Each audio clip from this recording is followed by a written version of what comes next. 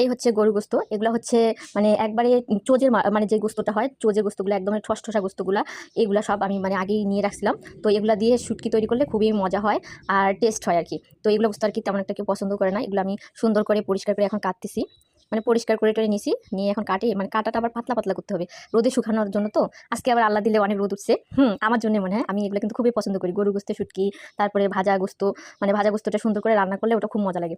এগুলো আমার খুব পছন্দ। কুরবানি আসলে আমি এগুলো নিজেই করি আর কি, নিজেই করি, কাউকে করতেও দেই না।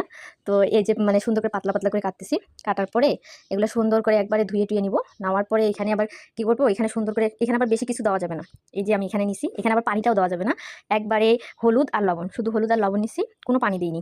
পানি কিন্তু গোস্ত থেকে বের হবে, অনেক পানি কিন্তু বের হবে। ওটা দিয়ে আর কি সুন্দর করে ভাজা ভাজা করে নিতে হবে। এই যে এখানে গরু গোস্তটা দিছি, তো এটা আবার একবারে আমি পানি দিইনি, শুকনা লবণ আর হলুদ দিছি শুধু। তো এইভাবে দিতে হবে। দেওয়ার পরে হচ্ছে আমাদের কি করতে হবে, যেখানে পানি কিন্তু এখন আস্তে আস্তে বের হচ্ছে, এখনও কিন্তু সব পানি বের হয়নি, আস্তে আস্তে পানি বের হচ্ছে।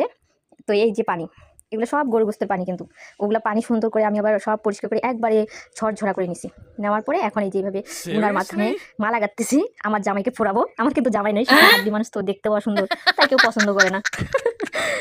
এই জন্য জামাইকে পরার জন্য মালা গাঁথতেছি, গরু গোস্তের মালা জামাইকে পরাবো। তো সবাই আমাকে জানাবেন, জানতে চাই যে গরু গোস্তের শুটকিটা কীরকম করে করা হয়, এই জন্য আজকে আপনাদের দেখালাম। তো সবাই ভালো থাকবেন, সুস্থ থাকবেন, আল্লাহ হাফেজ।